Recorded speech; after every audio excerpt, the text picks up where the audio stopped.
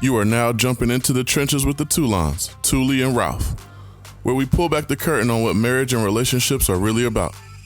So let's start the show.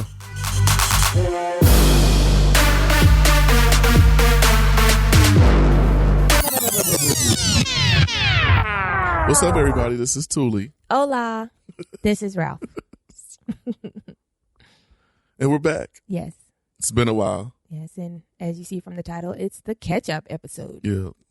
As our wonderful friend CP says, or Chris Preston, life comes at you fast. Oh, yes.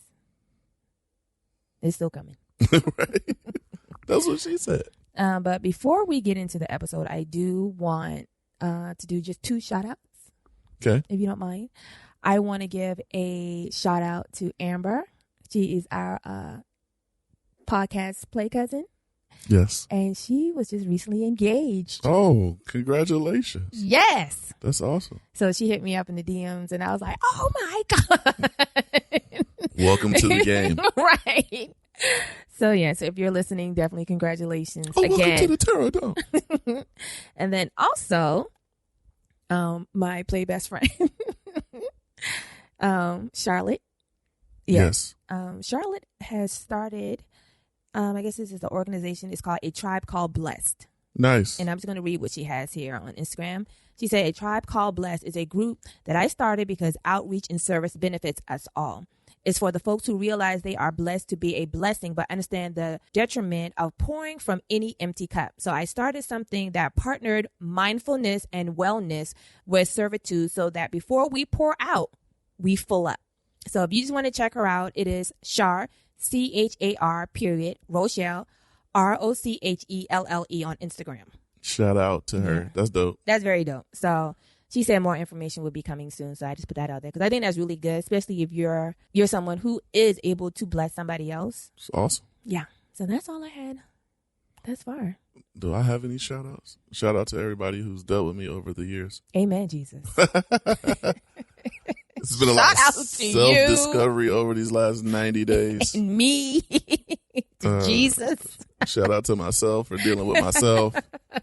You were okay. But yeah. And shout out to Aylin Blanco to keeping me motivated in this podcast game. She doesn't get a lot of love, or I mean, a lot of people might not even know who she is, but she's impressive, guys. Yeah. She gonna take us to the next level. So shout out to Aylin. Yes. All right. So we're here for the catch up, babe. Yeah. So I'm gonna let you go first because it looks like mine is a lot more than yours. Okay. So for my catch up, I went in month order. So I will be starting with December and we will go ahead and finish it up in February. Lovely. Okay. So December, finally took the kids on a cruise. Yes, that was awesome. Yes. I've been wanting to take definitely Matisse on a cruise since he got here. And Jonathan was like, why? So, and I definitely couldn't take him without his sister. She was old enough, but he definitely was not old enough. So we finally got to do that. They enjoyed themselves thoroughly to the full. I mean, all out. I had a good time. Meanwhile, I'm still tired. Still tired. So the next thing was I had my last anxiety attack in December. Yay, me. So why did you have an anxiety attack?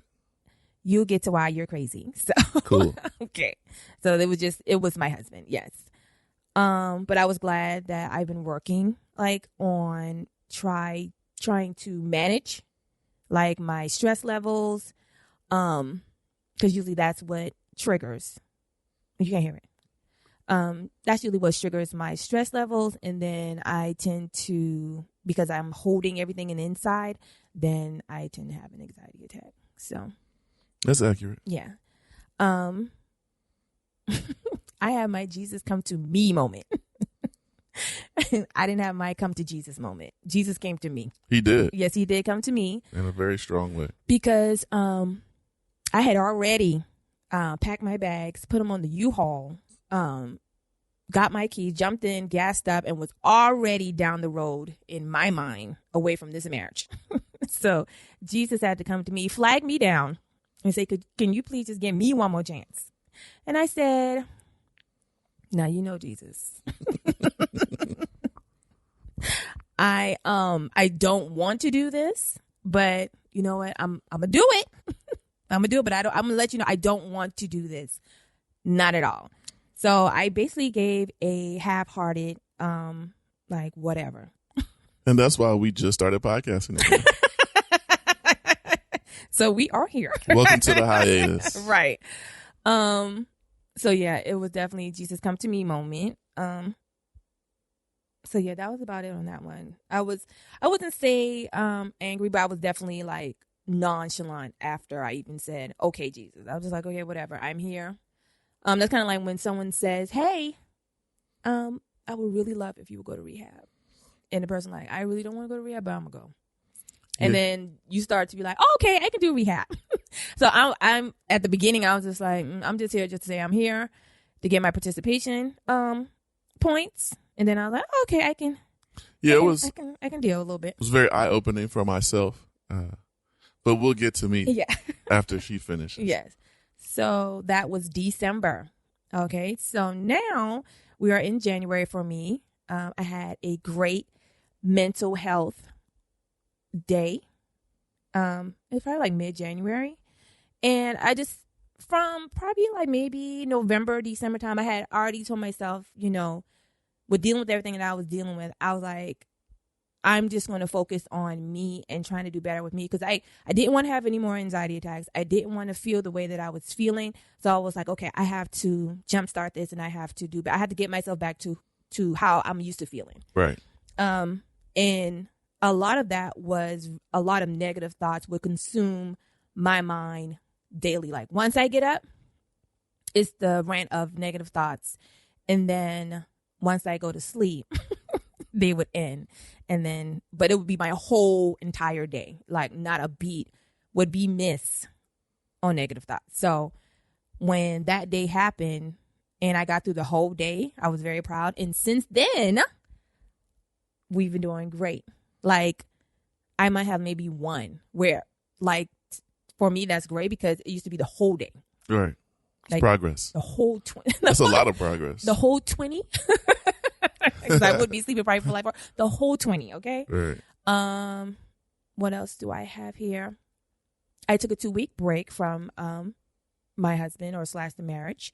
And that had already been planned prior to my Jesus coming to me moment. Me feeling better about being in this marriage. I had already planned it because I felt that for me to be better and get, myself back, my joy back, my happiness back, I had to forgive him for everything, for myself, because I think I was forgiving him for him, but I wasn't forgiving him for myself. And so a lot of that was still there because he would do things and then it'd be okay. And then we'd be right back. And so it's like, okay, I keep forgiving you, but then I'm not really releasing it. So I took a 2-week little hiatus I need to be away from him and to actually like focus on forgiveness and just letting everything go. It worked out because I was only here like a week, but if I had to be here 2 weeks by myself, I might have went crazy. Yeah, because in that 2 weeks, I had to travel. He had to travel. Work. So a week home by himself, and then the other week he was traveling. I started organizing the entire house. Yeah, this shit look like IKEA. I don't know if that's a good thing or bad. It's good. Oh, okay. It's not cheap, but it looks nice. Okay.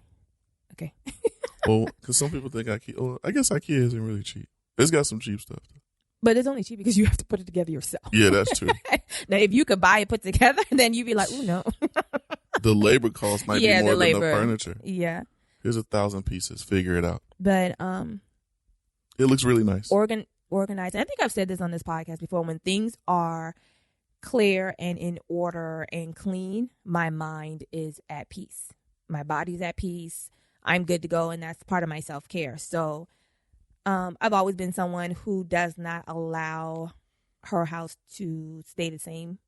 So either if I have to change the couch, I have to move something from one side of the room to the other. It just has to be. And when the seasons change, this house gonna change. So before the seasons change, every room in this house looks different. This is true. Every room, every single room. Even the damn laundry room. Even the laundry room. Should the laundry room change like 4 times? No, I think like 2, 3, 2, 4. 2. I think but like you can continue. Okay. Sorry to interrupt your time. Okay. I've actually participated in date night, not because of participation points, but to put in my 110% that I'm normally giving in a relationship. Like, I'm not just showing up to say I showed up and like, okay, we're going to do, okay, oh yeah, this is nice. But to actually like be there and present. They've been fun. Yeah. So that's part of me also not being stubborn. Also true. Thank you, Jesus. Thank you for Jesus showing up. Yeah. Because what I want to do is like, yeah, I'll go. I'm just here because you asked me. But I didn't do that. You did not. Yes. And we had fun. So, February,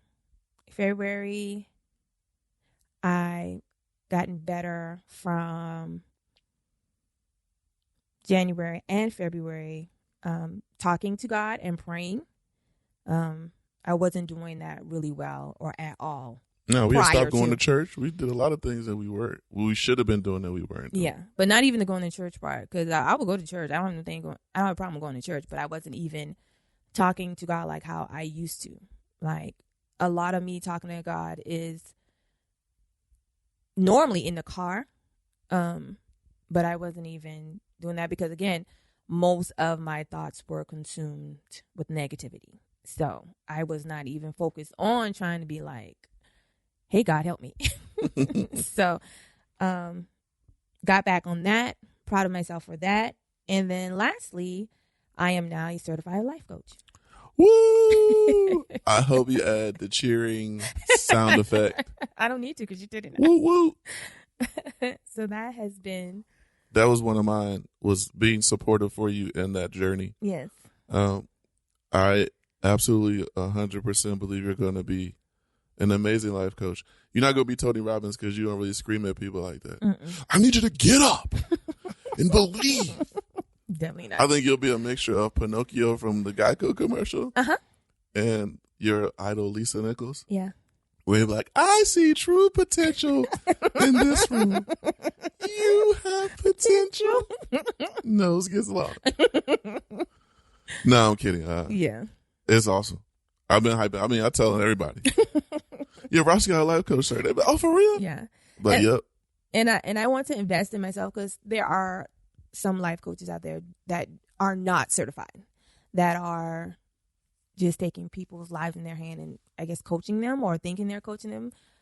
Without truly understanding what it is to be a life coach? Yeah. You believe that? So I wanted to, because for me, when I do things, I put myself in the consumer, I guess you can say, shoes. Because how would I feel if I wanted to go to a life coach? Like, I know I'm going to be like, okay, well, like, what kind of credentials do you have? I mean, we do that. Should we do it with Dr. Hill? We do it for anything, right? Yeah, you always want to check to make sure you're certified. Don't. But I'm saying if I was someone, I know I would do it. So if I know I would do it to somebody else, then I need to go ahead and have that. Right? Yeah. So that's my catch up.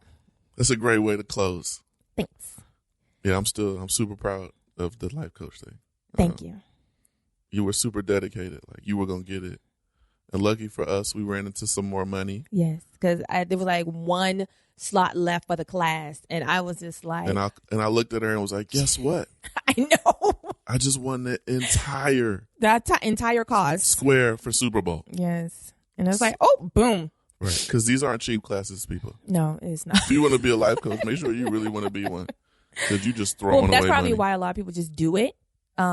Without getting certified, because you can be a life coach without having certification. But I'm like, where did you get these skills? You invest in. I mean, you invest in a lot, not just time, money. I mean, it's a lot. You got to put yourself in it, to be successful. And I know you're gonna do that because that's just who you are. Thanks. So I'm going second because I have way more shit. Okay. And because I'm the one. I want to say I've gone through like the bigger transformation, but maybe I have. Well. I don't know what I would call it, but it was definitely It's massive. Let's put it like that. We'll start in December. I don't have mine categorized, so I'll try to figure out what happened in December. Just go in the order that you... December was rough for me because I have to work like all of December down there. Yeah. Mm-hmm. Just the way that our business works, it's our peak season. So, I mean, I worked like 12 days in a row.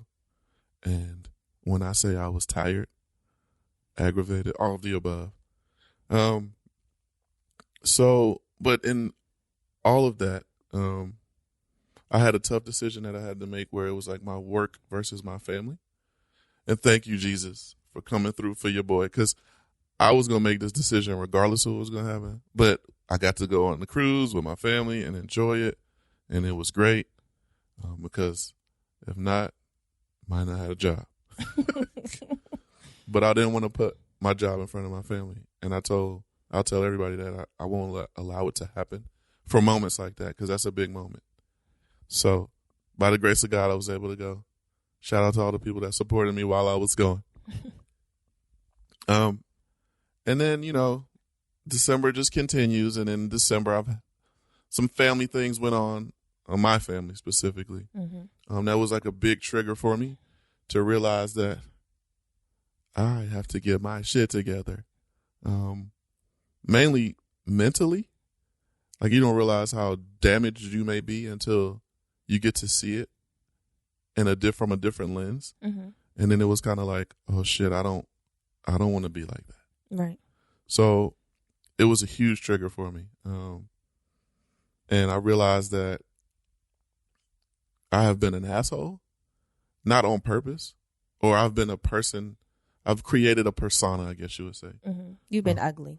I've been ugly, right? Mm-hmm. And I'm not a mean person or an ugly person naturally, right? It's just I had created this crazy persona, and I guess the persona has always been there, but it escalates depending on the situation. Explain, because people are probably like, what? So I found out I'm a narcissist, mm-hmm. Which is crazy. Well, obviously, and then people are like, yeah, we knew that, but I'm like, well, thanks. But obviously, I wouldn't know that because I have to accept narcissists don't know they're narcissists. Right. And I didn't truly understand it at first until I started to look at the definitions and like the things you would do as a narcissist, and I was like, man. So basically, it just said Jonathan. You could have put my whole name on it. Mm-hmm. Unfortunately, but fortunately for me, because then it allowed me to realize that there was some major changes that I needed to make. Mm-hmm. The biggest one was therapy for myself. I've been going to therapy since January, mid-January, I guess you would say. And it has been super beneficial. I've been going every other week. And, I get in my session, and first thing she asked me is like, why am I here? And I'm like, because I'm trying to figure out who I am.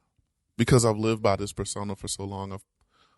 I was put on a pedestal at a young age, mm-hmm. and I've always lived at that level thinking that is the requirement for people to like me or love me or for me to be great. Mm-hmm. When ultimately people just like me and love me for who I am. Not for me or my accolades. Right.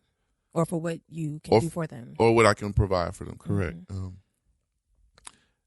And that's a big step for me because, like I said, I have been living like that for so long, and you become the representative. Became the representative. Well, yeah, I became the representative. Not to say that I wasn't me a lot of the times, but a lot of the times I felt like I would gaslight something when it wasn't really that serious. Like, let's be clear, I've done some really dope things, and the things I do say are real, but sometimes gaslighting is, that's not, you would exaggerate things. Right. Gaslighting is when you were supposed to do something, or you didn't do something, or you didn't tell somebody something. Instead of you saying, oh no, I didn't do it, you be like, did I say that? Yeah, that too. Are you sure that was me? Yeah. Yes, it was you. But yes, you would do both of those things. You would exaggerate things, and you also gaslight. Yes. All those two things. Go ahead. So I really wanted to focus on being me. Get from behind the representative. And it has been very enjoyable. I've learned that I don't communicate effectively as much as I think I do. Great. Which was like a significant discovery for me. Yes. And then when I started communicating effectively, I started getting shit I wanted. And it was just like, what in the hell? Because if you go back to past episodes, he did communicate better than what he was doing prior to that. But now he's definitely communicating effectively to Yeah. where people understand what he's asking or what he's trying to communicate. Man, just live inside your own head. Before, you just needed to open your mouth. So then you started opening your mouth, but it wasn't effective. It was like, okay, I still don't know what you're talking about. Right. But go ahead. And now we're here. Yeah. And I'm effectively communicating across the board. Layers. And that was huge for me. Second one was building a relationship with God. I've never had one. Even though I've known who he was, you know, we didn't go to church a lot as a kid. Right. I don't care. It just never was. Yeah, it wasn't at the top of our priority list. Like, I went to church a lot with my friends. Yeah. Because their parents would make us go to church. Yeah. But when it came to my parents. It just wasn't instilled. Right. And I don't care I love both my parents. We didn't go to church like that. Yeah. I've heard we did. I'm like, no, I remember. I was there. I remember eating cereal Sunday mornings and playing video games. Yeah. So that's been a goal for me, right? I think, you know, and I have friends who don't believe in God, right? And I enjoy the conversations with them because I want to see their perspective. Because even not having a relationship with him, I could have went that route. Oh, yeah. Yeah. But I truly believe in the higher power. I do believe that God exists. So for me, it was like, how do I really put everything in and be like, just let go and let God? Like, I don't understand what it really means to have faith if I don't know what a relationship with God really is. There you go. Like, I know what it is. Like, I know the word faith and what it means, but to actually live in that space. Yeah, you haven't experienced that. Right. So now I'm experiencing it. And it's hard. I'm not even going to lie. Like, to put faith in something that you can't see visibly or touch. Yeah. You know, but you can speak to. Yeah. And he will speak back in different formats. Yeah. So for me, that's been a huge one. Like, I went to church, going to church consistently. The only way I'm not going is if I'm not here. Obviously. Or traveling or something of the sort. But I've been pretty consistent. Trying to just build that relationship. I probably need to do Sunday school. Probably need to join a King's ministry. Stuff like that to continue to get better at building it. But I'm getting better at understanding what faith really means and how do you apply that faith. For me, that's huge because I want to be able to show my kids what a God-fearing man really looks like. Right. As well as being one for my wife, who's sitting across from me right now. Thank God. Because she wouldn't. Right. Without some of these changes, she would not be sitting across from me. I might be living back in my father's house. Lonely again. No, you would have been here. I wouldn't have been here. Okay. You would have been here in the house. With no furniture. No. All of this is yours right here. Okay. So that's two major steps for me. Self-discovery of understanding that I need help. Recognizing the help. Well, being self-aware to know that I have these issues that I need to resolve. Trying to be me. And then, you know, building that relationship with God. And in doing that, I had to rebuild the relationship with my wife. Yes. Which was arguably the hardest thing to do. Not because she didn't give me the opportunity, but because I was so ashamed of what I've done so far. You know, not the cheating. I didn't do any of that. It's just like, I'm not here. Like, and then when, you know, she's trying to give it her all, I'm giving like 20%. And I'm giving 20% with an attitude. And when I don't get my way, I get pissy. You know, I'm in my feelings a lot. Petty. Yeah, I'm strategically petty. And vindictive. I don't know. Well, she says I'm vindictive, which probably is true. Yeah, because if I would make you mad, and then I wouldn't know what would make you mad. But again, that's about being a narcissist. You don't know what triggers them. But I would find out later because then you would do something, or you would not do something that I would want you to do. Okay. Yeah, subconsciously, I probably was doing that shit. Yeah. So becoming friends again with her was a struggle. But I will say, as of today, it is amazing. And that's because, you know, I relied on the faith. I relied on the work that I had to do within my marriage to make sure that it would get better. And that is doing the acts of service and doing it without being pissed off. Yes. Now I just do it. I don't say shit. Like, I have no problem with it. Like, I don't feel the negative energy. Like, there's no attitude coming from him, even though, because normally he's not very verbal, like when he's upset. But like I think I've said before, either on this podcast or just to your face, you're the type of person who face is like all scrunched up and you can tell that you're angry, but then you're like, oh no, I'm fine. Yes, I have a terrible poker face. It's like your body is saying something different. You're like, I don't know what it's saying, but I'm fine. And then you just go back to like being angry. And I'd be like, okay, well, I'll just wait until whenever the shoe drops. So yeah, you would do, but he doesn't even do that anymore. It's just like do, dishes, whatever. And then just be fine and like back on the couch. Yeah, like it's not that bad. No. I was looking at it from the most negative location you could possibly do it. Like it takes all of 30 minutes at most. Like you might have a lot of dishes because we cook a lot or whatever, but I don't even care. Like I just do it. And matter of fact, some of the times I'm doing it, we're having a conversation. Yeah. So I kind of just brush right through it. Or sometimes I'll turn on music. Oh yeah. But yeah, I've been pretty consistent with getting better with chores.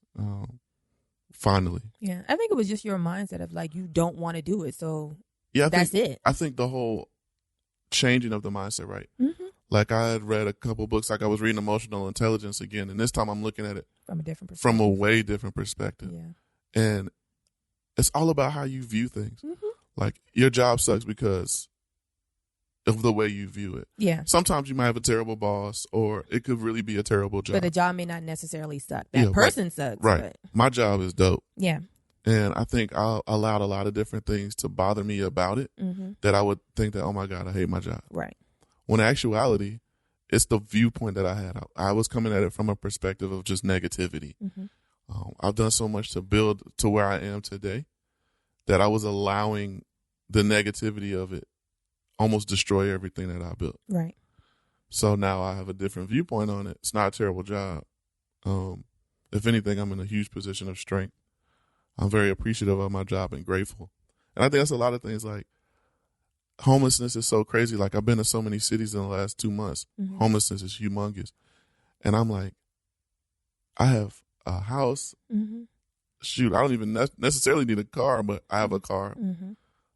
I have food. I have water. We take that shit for granted as people. Yeah. And I'm looking at it now. Clean water. Right. I'm looking at it now like, shit, I'm just happy I woke up. Right. I've lost a few friends, we lost people over the last, 3 to 4 months, yeah. 3 months, 4 months. And it's like, how do you want to live your life going forward? And for me, that has been the focus. And it has allowed me to be a lot more open with my wife, just open with people in general about my journey because I want to help them. Because I know a lot of people that are struggling because they can't get out of their own way. So my goal is to help them, or at least provide the tools on how I did it. I don't want to do it for them, obviously. I can't do it for them anyway, but right. I could at least provide that path. And that's been very important for me. I've thoroughly enjoyed that. And on top of that, date night started again. They've been fun, actually. I've had a lot of fun. I've been a lot more affectionate. And these are things that I used to think that I was doing, but I wasn't really doing. At all. And I don't know where I lost my way in this journey because I used to be that way. And I think just so much has happened over time that the trauma and the drama took over and it removed that portion of me to where I didn't know what that really was. Mm-hmm. But now we're back because now I know what it is. It's going very well. And yeah, I have to thank my wife for giving me a shot again. I get like unlimited amount of chances. But this time, and it's funny, I think back to our episode we did with Brittany and Jared. Oh. And how they said the 3-year mark was like the turning point for their relationship. Mm-hmm. And we're close to 3 years, and I feel like that the table is turning in a better direction for our marriage as well. Yeah. And it's funny, just how the timing is pretty accurate as far as from after 3, it was just like, pew. Well, yeah. Hopefully it'll keep going up. Yeah, I mean, as long as obviously I don't want to go back to who I was because that wasn't fun. And I think it not only was it allowing me to be a terrible husband, but I wasn't a really good father. Mm-mm. And I wouldn't say I was a terrible dad, but I wasn't as attentive as I should have been. I wasn't like trying to, like my kids would be here, but I wouldn't be, we wouldn't be hanging out. Like I wouldn't be doing silly things with them. Right. But now, like, I feel like every other weekend we watching Michael Jackson videos and we dancing and we doing all this fun stuff, all the stuff that I always envisioned doing, but never doing. Yeah. Like I say I'm going to do it. And then you'd be like, I want to be on my phone. Right. Or I want to watch a whole Netflix series in and it's funny too 10 hours. Because that brings me back to a conversation we had when we first went to premarital counseling, and we had to fill out this big packet. And one of the questions was, it was something like about kids or whatever. And I asked you, like, do you think it's better to have a father in the home that doesn't pay any attention to the kids, or one that's out of the home that, you know what I'm saying, participates? He was like, in the home. You were like, in the home. And I'm like, but you're not paying attention. But you're like, but you're there. And that was you. You know why? But like, I don't think you didn't even know that was you. Because like, if you would tell people, you'd be like, oh yeah, I do all this. Well, I think it's subconsciously because that's how it was before my parents got divorced. Yeah, I know. Just in the house. Yeah. Because some people think having a 2-parent household is like the bee's knees. No. But if the parents in the household are toxic, or if the parents in the household are just there, but they don't pay no attention to you, it's like, that's even worse, because you have somebody there who's present who still won't recognize you. Right. I think being a parent is the hardest job on the planet, because not only do you have to show, or in a 2-parent household, not only do you need to show your children what it is to be like in a relationship, what affection is, what love is, with another, or with a spouse, but you also have to be a parent. You have to be involved. You have to be present. That's a hard ass job. And this is not like some shit I can do once a week. No. Like, that's every day. Every day. Once you crack your eye. Like, until you no longer here, you are a parent. Yeah. And by far the hardest job ever, but the most rewarding job ever. Well, it's only hard if you want to be a good parent. It's not hard. Correct. Yeah. Correct. Yeah, because this is like easy. Yeah. Right. Not even deadbeat, but you can be a mediocre parent and be like, yeah, this is, easy. And you're like, Right. And then doing all of that, like, I'm learning what empathy is. Like, as a narcissist, you have none. None. Even if you try, like, I'm going to be honest, like, I remember it being hard for me to, like, console somebody. I believe you. Because I didn't know what it was. Like, I was like, I don't know what to do. Like, I don't know if I should hug you, if I should let you do your thing. Like, I don't know if I should text you or I should call you. So you keep it as minimal as possible, but to show the person that you care. But yeah, now I really know what empathy is, and it's kind of like, man, I'm such a jerk. I was such a jerk, specifically to you. So when you say you know what it is, do you know what it is, or do you know how to show it? Sorry, both. Okay. I always knew what empathy was, but to actually show what empathy is, like being able to acknowledge a person is upset and live in that moment with them.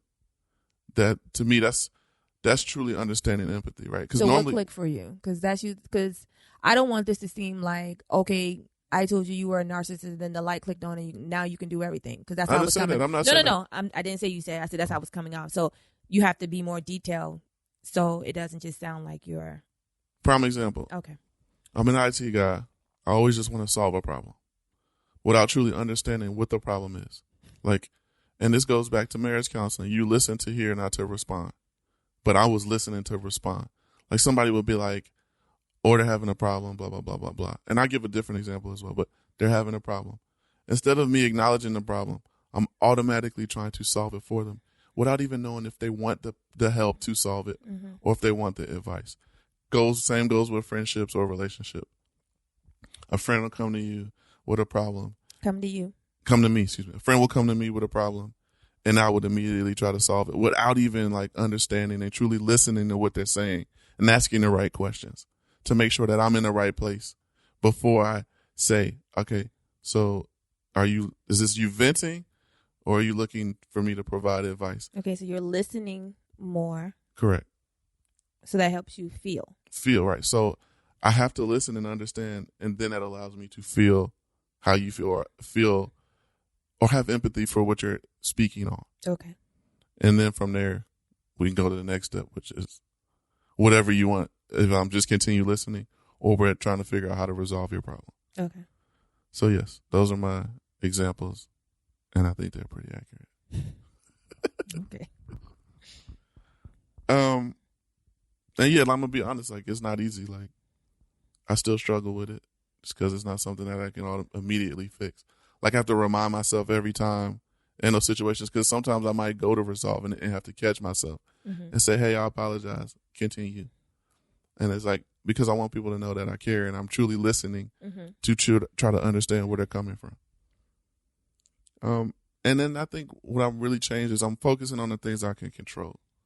Like when you focus on that, it allows you to keep your stress levels lower. Yes.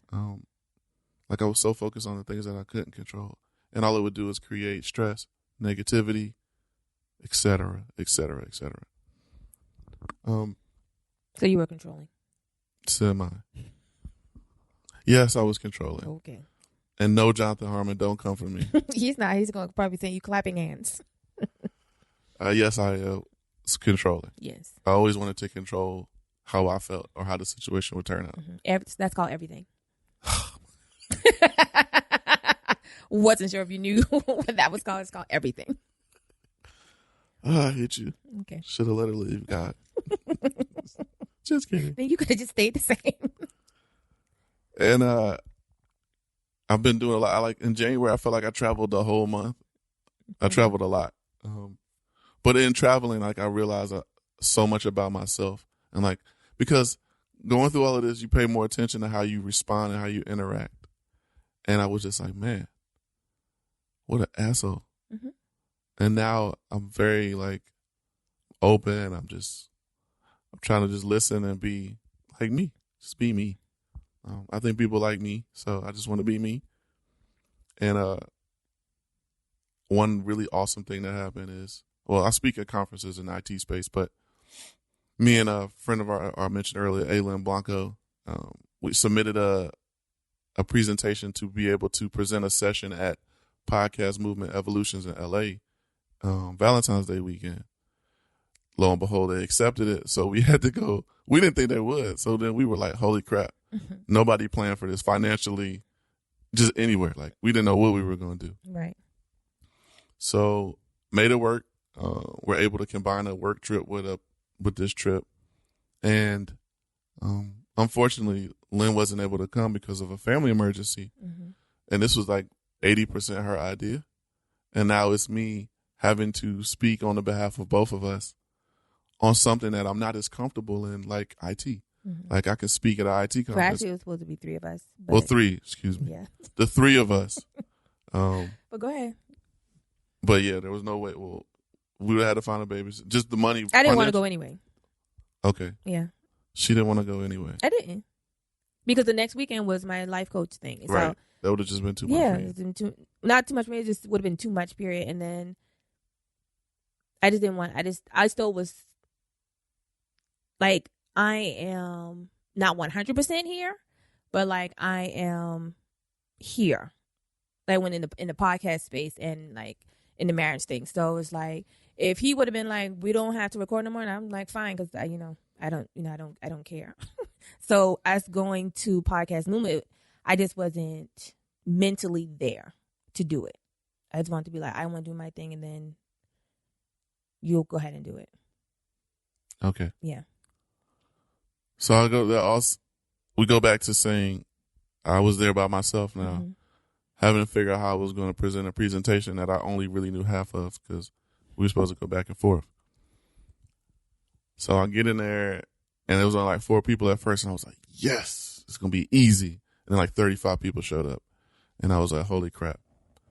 But this is when I realized that I knew more about podcasting than I thought, and I was able to really provide people with some tangible things to take back to help build their podcast. And I was super proud of myself because, to be honest, I was going in support of Lynn because it was really what she wanted. For the first time, I removed the control of the whole thing, and I allowed somebody else to control it because I was excited that she wanted us to be a part of it anyway. And now I got to do it as a representation of all of us. And it turned out really well. Got really good feedback. And some more ideas are churning now. So hopefully we can build off of those. Hopefully my wife will eventually get back to 100% of being here in her podcasting space because she's awesome, as well as our marriage. No, she will. There will be no, I hope. And that's on me continuing my journey. So, yeah, it's a lot of shit in 90 days. Yeah. But I've grown more in 90 days than probably the last 5 years. Yeah.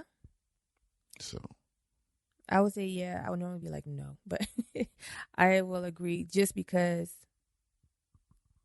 even though these are baby steps, there are steps that you weren't willing to take prior to. 100%. So that's why I say, yeah. Yeah, I mean, to me, that's the start. Like, once I get started, I'm good. Like, I feel like that gives you the momentum to continue to get better.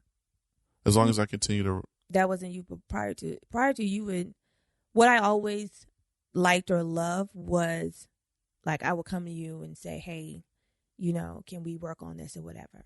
And then you would do it. So that would kind of like deposit, some into my hope pot. I'm like, okay, he got it. Like, for some, being in a relationship with a man, sometimes you would ask him, like, you have a conversation like an adult with him and say, hey, can you do these things, but you don't see results maybe, quickly or at all, right. But you would do it. You would just never keep up with it. So kind of part of my perspective of you is like, if it's not you, and that was part, I think, the control thing, if it wasn't you coming to the, to the meeting with the idea of it, then it's like, okay, I'll give your idea a try. But then it's like, I'm tired of doing this, go back to me. And I think that's why it can never catch fire. But like now, it's like all of these things happening in place, and it's like, okay, I really have to get my stuff together. Like, I really do. And it's like, okay, you know what I'm saying? I'm going to stop saying I'm going to try and do. Yeah, absolutely. I think it also goes back into understanding who God is and what faith is, right? Yeah. Because I used to always try to do it myself. In your way. And in my way. Mm-hmm. And it just doesn't work that way. No. You can't win by yourself. No. There is no success by yourself. There's always people around that help you or guide you or provide support. And I think this is a moment where I'm providing more support for others than myself, if that makes sense. Like, I'm not so focused on me as I am as supporting you and what you want to do, or supporting my friends and what they want to do, mm-hmm. or supporting somebody who wants to start a company, mm-hmm. So I think that's where it has really shifted for me. I got out of what do I want out of life, and it's more how can I support others in life, mm-hmm. and provide my expertise and some of my skill sets in those areas. And I think that was a big change for me. Well, to take yourself out of it, when it comes to me, like, the change for me, my perspective for you with others, you didn't mind helping other people because that was depositing into your narcissist part. They need me. I could be an influence to them.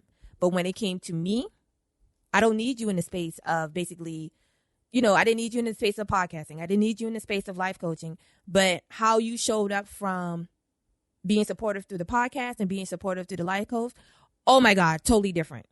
Like, being supportive when I was like, babe, let's do a podcast. You was just like, okay, this is your thing. This is your little project. You know what I'm saying? You kind of like diminished it until people were like texting you in the side like, oh my God, this is great, y'all. You have to keep doing it. And you were like, oh yeah. And then with this, it wasn't like, oh, this is your little project. Okay. What, life coaching? Yeah. You were like, it felt genuine. You know what I'm saying? Absolutely. Like, you weren't like trying to like, oh, look at your little craft project, life coach. Oh, something else for her to do. You were like, no, for real, I believe in you. She left me like notes and stuff, like supporting me. Like, the support was genuine, and like he was there. Like, you weren't present really for the podcast until your first podcast conference. Correct. And we was already 2 years in the game? No. A year and a half? Yeah. So almost 2 years. No. Yeah. It's like a year and change. It's a year and a couple months. Yeah. Yeah. So that's what I'm saying. That's the difference, because for you, it was always like you were good at supporting people. That's why you would have 1,000 mentees. That's why, because you're like, yeah, I'm going to help you because I can influence you. That's the whole thing of narcissists. Like, I'm smarter than you. I can influence you. I can help you be better. Yeah, but I don't think that's where I was coming from. Like, I just truly want to help people, not because of I'm being a narcissist or I think I'm smarter than them. You don't. Again, you wouldn't know. I'm not saying that you're thinking that like I'm smarter than you, but the whole thing of like they love to influence other people. So that's what I'm saying. But in a positive way, though. It's never in a negative way. It's just being influenced, period. But I like that. Yes. What's wrong with that? I'm not saying that there's anything wrong with it. I thought you were saying it was a bad space. No, I'm saying, but that was putting a deposit there. That, you know what I'm saying? But now I feel like you don't necessarily have to get anything out of it. It's just like, okay, what do you need me for? Yeah. Like how you were saying before. Yes, I will help you, but let me fix your problems because for me. Yes. Yeah. And I can fix your problem. I don't need to hear what the problem is. I can just fix it. And then you can say, Jonathan fixed it. Yeah. Yeah. Superhero syndrome. Yeah, all of that. Yeah. Well, that was a lot. This went a lot longer than expected. Yeah. But a lot of good stuff. And we're back. Yes. I'm also excited about that. Mad people been like, yo, when y'all coming back out? When, Jesus? Tired of asking you the same question. Should have just replayed old episodes. There's no such thing as replay. You can just go, somebody can just go back in. Whatever. Okay. Go listen to this episode. Get off my back. But now we back. So, I missed the trenches. Oh, because I've been in the fucking trenches. Excuse my language. No, I've been in. I was under the mud. I was hiding from Charlie. Yeah. Well, I don't really have anything else. Yeah. I feel like this is like episode 1 again. New age trenches. Yeah. No, not like that. Like, you know how everybody was like, oh my God, Jonathan. It's going to feel like that. Hopefully everybody, oh my God, we're happy that you decided to get your shit together. Yeah, it's probably going to be like that. That'll work. Yeah. Well, until next time. Peace. I guess see you tomorrow. Oh, boo. No enthusiasm. Let's try that again. Oh, gosh. So until next time, peace. See you tomorrow. Yay. Whatever.